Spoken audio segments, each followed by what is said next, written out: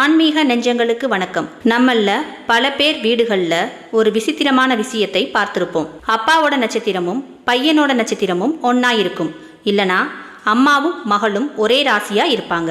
இப்படி ஒரே குடும்பத்துல ஒரே ராசி அல்லது ஒரே நட்சத்திரத்துல குழந்தைகள் பிறப்பது ஏன்? இப்படி இருந்தா குடும்பத்துக்கு நல்லதா இல்ல கெட்டதா? ஒரே நட்சத்திரம் இருந்தா குடும்பத்துக்கு ஆகாது அப்படின்னு பெரியவங்க சொல்றாங்களே, அதுல உண்மை இருக்கா? ஜோதிட சாஸ்திரமும் அறிவியலும் இதுக்கு என்ன சொல்லுது? இதனால என்னென்ன நன்மைகள் நடக்கும், என்னென்ன சவால்கள் வரும்? இதை பற்றி அக்கு வேறு ஆணி வேறா இந்த வீடியோவில் முழுசாக பார்க்க போகிறோம். வீடியோவை ஸ்கிப் பண்ணாமல் கடைசி வரைக்கும் பாருங்க, அப்போதுதான் உங்களுக்கு முழு விவரமும் புரியும். முதல்ல ஏன் ஒரே குடும்பத்தில் இப்படி ஒரே ராசி நட்சத்திரம் அமையுதுன்னு பார்ப்போம். அறிவியல் பூர்வமாக பார்த்தா உலகத்திலேயே மொத்தம் 12 ராசிகளும் 27 நட்சத்திரங்களும் தான் இருக்கு. ஒரு குடும்பத்தில் 4 பேர் அல்லது 5 பேர் இருக்கும்போது அதில் 2 பேருக்கு ஒரே ராசியோ அல்லது நட்சத்திரமோ வர்றது ரொம்ப சாதாரண ஒரு கணித விதி. இதில் பயப்பட எதுவுமே இல்லை.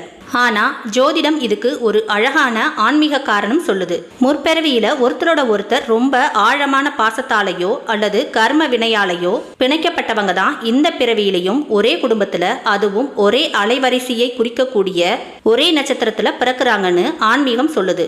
இதை ஒரு ஆன்மீக பந்தம் அப்படின்னு கூட சொல்லலாம். இப்போ ஒரே ராசி அல்லது நட்சத்திரம் இருந்தா என்னென்ன நன்மைகள் நடக்கும்னு பார்ப்போம். இதுல 3 முக்கியமான பிளஸ் பாயிண்ட் இருக்கு.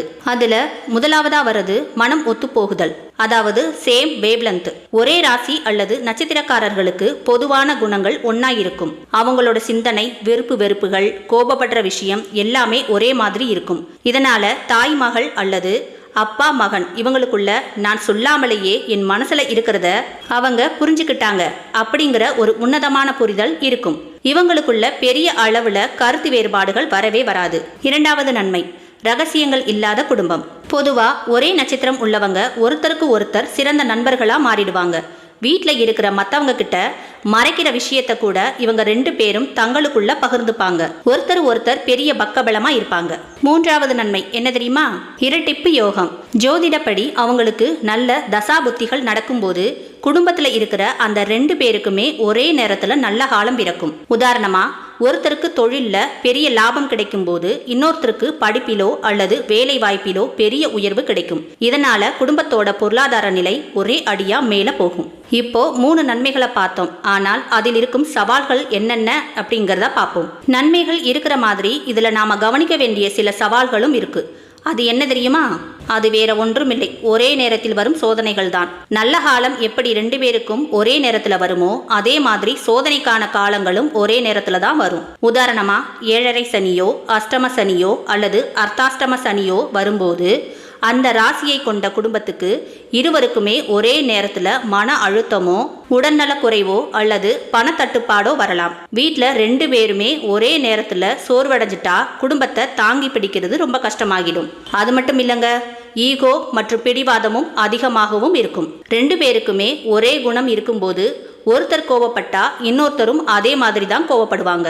2 பேருக்குமே பிடிவாதம் அதிகமாகவே இருக்கும். நான் சொல்றதுதான் கரெக்ட்னு 2 பேருமே நின்னா அந்த இடத்துல சின்ன சின்ன சண்டைகள் வரலாம். அதனால தான் பெரியவங்க இந்த மாதிரி சொல்றாங்க போல. அதாவது தாயும் மகளும் ஒரே நட்சத்திரமா இருந்தா ஆகாது, அண்ணனும் தம்பியும் ஒரே நட்சத்திரமா இருந்தா குடும்பம் விளங்காதுன்னு சொல்றாங்க. ஆனா அது எந்த அளவுக்கு உண்மை என்பதை பார்ப்போம்.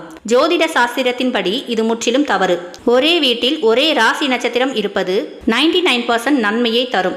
சாஸ்திரத்தில் ஒரே ஒரு நட்சத்திரத்திற்கு மட்டும்தான் சில விதிவிலக்குகள் சொல்லப்பட்டிருக்கு.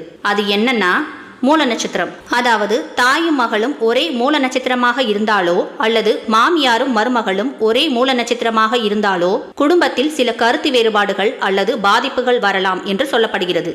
அதே போல கேட்டை நட்சத்திரம் மூத்த மைத்துனருக்கு ஆகாது போன்ற சில ஜோதிட விதிகளும் உண்டு. ஆனா இதுக்கு கூட நீங்க பயப்படவே தேவையில்லை. முறையான ஆன்மீக வழிபாடுகள், குலதெய்வ வழிபாடு மற்றும் எளிய பரிகாரங்கள் செய்வதன் மூலம் அந்த தோஷங்களை எல்லாமே நீங்கிடும். மற்றபடி கார்த்திகை, ரோஹிணி, மிருகசீரிஷம், ஆயில்யம் என எந்த நட்சத்திரமாக இருந்தாலும் ஒரே வீட்டில் இருப்பது தோஷம் கிடையாது. அன்பர்களே, இறுதியா சொல்லணும்னா ஒரே வீட்டில் ஒரே ராசி நட்சத்திரம் பிறக்கிறது இயற்கை நமக்கு கொடுத்த ஒரு வரம். அது உங்க குடும்பத்தில் இருக்கிற ஒற்றுமையையும் பாசத்தையும் அதிகமாக்கத்தான் செய்யுமே தவிர எந்த கெடுதலையும் தரவே தராது.